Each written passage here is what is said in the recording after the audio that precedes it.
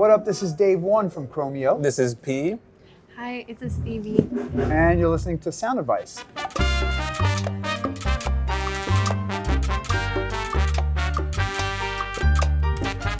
So, how did you come up with your name, Estevie? Well, I'm gonna start off by saying that my dad's name is Steve, my brother's name is Steven, and my middle name is Stephanie. So I don't know, I was just kind of mad at my parents for not naming me Stevie, and because I've always loved that name. And for the longest time, I would use my name Sarah Silva, and that's how I went by, you know. But I felt like there was a moment in my career where I felt like I had to just like change it up, and just like everything that I was doing artistically with my visuals and with my music, I felt like the name just wasn't correlating anymore. And so I decided to go by Estevie, and I feel like I wanted to put the E at the beginning because, you know, That's some real Spanish vibes. Yeah. Estevie. Estevie. Estevie. Estevie. Yeah, you know, like when people say like Spanish. Spanish speakers say It's like Spanish. Sprite. Yeah, it's right. You know, It's Spanish. Estevie. Yeah, that's cool. Yeah. So yeah. Explain to us what Cumbia Sonidera is, how that connects to your roots, and what that means for you. What's that style? What's that sound? Yeah, so Cumbia Sonidera was originated in La Ciudad de Mexico, Mexico City. And it's like this kind of cumbia that's like a little funky, you know, like definitely like different, like funky, distorted sounds. And What year, like what period did that start? I think it was like the 80s. Okay. Yeah. So I feel like there's different types of cumbia in there, like cumbia norteña. There's cumbia from Peru, from Argentina. So I mostly stick to the cumbia from Mexico, you know, and I just like flow in between all of those styles. And I feel like there's so much to explore. Even though I'm like technically just known for my cumbia, I feel like there's so much space to explore in that. And also there's something I love that's cumbia punk cumbia. Punk cumbia, wow. Yeah, I don't know if y'all have heard about it, but No. I gotta put you on. It's Yeah, so sick, and that's cool. I'm really inspired by different groups. For example, Tropa Mágica, they're amazing and one of my favorite cumbia bands. But yeah, I feel like I try to switch things up. Also include like pop in my sound and regional mexicano. So Well, that's what I was gonna ask. So, how does it feel to be like so young but connecting with a music that's like that has a lot of tradition to it? yeah, well. We were talking about that earlier. Yeah, well, it's everything I grew up listening to Right. because of my parents, because of my abuelos. And so it doesn't feel too strange to me because it's actually the first thing I learned how to sing was rancheras, mariachi, Right. banda. It's everything that my dad taught me how to sing Yeah. because he like knew all of these songs, and I'd be like, Dad, can you teach me the song? I want to sing it. And then I'd like start singing it in my family parties. And so to me, it doesn't feel unnatural.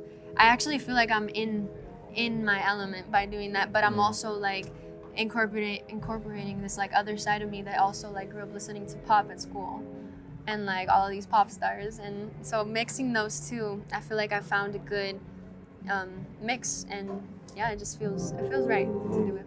Dope. And how do you feel as a woman navigating a male-dominated industry?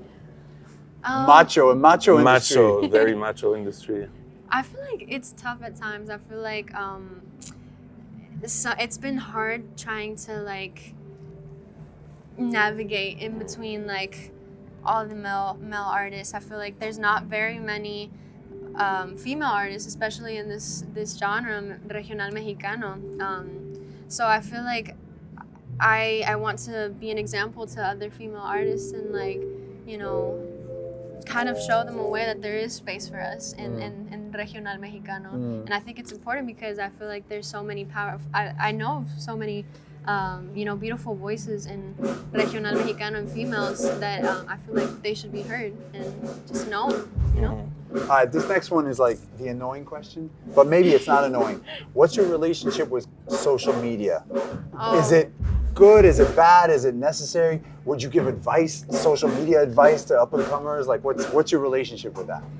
Well, I feel like social media has always been a part of my life. Right. I started my career when I was about 10, and I'm 21 right now. So it's just like almost 10 years of just like being a public figure and like having to post, and so it's become like really natural to me, and it doesn't seem like I actually enjoy it. Sometimes I'm like, oh, I already know the kind of pictures I'm gonna take for this event. I already know the fits that I'm gonna, you know. Yeah. So It's like we're abuelos. We remember life before social media, but you don't. Really? a little bit. A little bit. I think I was like, 11 or 12 when I got my first phone. That's cute. But yeah, no, I feel like it can get difficult at times. Yeah. And just like the pressure, especially now because of TikTok, you know, like you gotta be posting, Yeah. and you gotta be like, or else people forget about you, you know, like you gotta be out there grinding. But it's all part of the job, you know. And it's like making music, you gotta be in the studio working, or else like you're gonna like forget your craft. You gotta be working on your voice, you gotta be working on your skills, and it's the same thing with social media. You just gotta keep grinding. All right. What's the best / or worst advice you've ever got? I want to know the worst advice. Let's What's start the with the worst best. advice? Start with the best. I want to know the most terrible piece of advice. But go Oh my ahead. goodness. I think the best. I feel like the best advice would probably be. I don't know if you guys are familiar with the artist Yuri. Who? Yuri. Yuri, no. She's a. We'll do some homework after this. Yeah, she's great. She's a pop singer from Latino America, and I opened up for her once when I was about 12, and I always remember what she told me. She told me, never stop taking voice lessons. Oh wow. And that like really stood out to me because no one really gives you advice like that, you know? I need to start taking voice lessons. Maybe you could give me voice lessons. Okay. Let me know. Okay. Yeah. Wow, that I didn't expect that. Okay. Yeah, no, never stop taking voice lessons because as a singer, it's just important to maintain that. It's like if a boxer stops training. Yeah. So for you, it's just exactly hitting the same gym. thing. It means Yeah, hitting the gym. Exactly. So and whenever I stop taking voice lessons, I do feel like I forget everything. I forget my technique, and it's like training. You know, you got to keep up with it, and there's always something new you can learn. Then there's always room to improve. So I think that's the best advice. Now, what's the worst advice? Say it. You have to say it, even if it's messed up.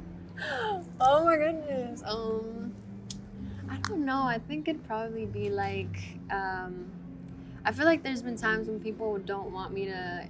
I work a lot with my family. That's so cool. Yeah, so like my whole family's here, and I feel like at times there's Got them been. right there? No? Where are That's they? my mom right there. Where's mom? Right there. Hola. Yeah, she helps me with my fits. That's so cool. And my brother is my tour manager, and my dad helps me also with like my voice and my songs. And I mean, you're 21 years old. I would do the same if it was my daughter. I wouldn't let some other weirdo, you know what I mean? Like, I get it. yeah. No, so I feel like the worst thing that someone has told me was like that, like to stray away from your family and, you know, not include them in your career. I feel like that's been the worst because I feel like my family helped me so much, and I literally wouldn't be here if it wasn't for them. So they have made me who I am, and thanks to them, I'm doing this interview.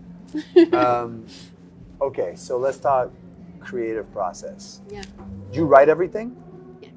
So walk us through how you come up with a song, or what different, like, just like an example of like what you're Yeah. creative. Well, I feel like I have two sides of my writing. I feel like there's a very like sad and emotional side, but then there's also like very fun, playful songs. And I feel like inspiration hits me just like, it can be the randomest thing, you know, like I'm walking on the street and then like I see like, I don't know, a bird or something, and it just like sparks something in me and it gives me an idea. For example, I have this song, it's about Santee Alley, Los Callejones de Los Angeles. And it's pretty much like a big mercado where they sell like anything you can imagine, like fabrics and frutas and just like balloons and Yeah, no, everything literally you can find there. And I've been going there since I was about 9 to like look for fabrics for my clothing, for my outfits. And I mean, I was just like walking on the street one day in Santee Alley, and I was like, I should make a song about this place. And you know, just like things in my life that I live. Also, I made a song about like my sugar cravings when I. I need to make a whole album about that. Jeez. No, I honestly could. But yeah, no, I just like get little inspiration from things that I go through, things that I live, and I feel like people can connect to that because we all live similar experiences. Right. Yeah. Yeah. You want to know where I write all my songs? Where? Toilet No, where? and shower. Wait. That's where everything comes to me. Really? Yeah, most of it. Really? Yeah. Now people think like we're sitting like this with a pen, like, but it's everyday life things, right? It could be just walking around or. That's the thing. I never sing in the shower. Oh never. yeah. Like I people, don't really people sing in the shower. right? Like people would think like, oh, you're a singer. The You probably acoustics sing are so, bad. Right? Like I don't know. Yeah. But nah, I'm gonna have to try that. Toilet is good. Well, if you're like me, you spend a lot of time on it. So you got time to kill. All right, P, what you got? what's your proudest accomplishment to date? I don't know. I feel like just becoming. I feel like my 10-year-old self would be proud of who I am, how far I've become, that I haven't stopped, that I haven't given up. I think that's my proudest accomplishment, that I'm like still doing what I love, and I continue to strive for, to be better every single day. And I think that, and everything that I've been living recently, I have just been like, oh my goodness, I can't believe this is happening, because so many of my dreams have been coming true recently, and it's just crazy to be living it and to like see it actually come to life. Amazing. Yeah. Cool. All right. Cool. Great. Thank you. All right.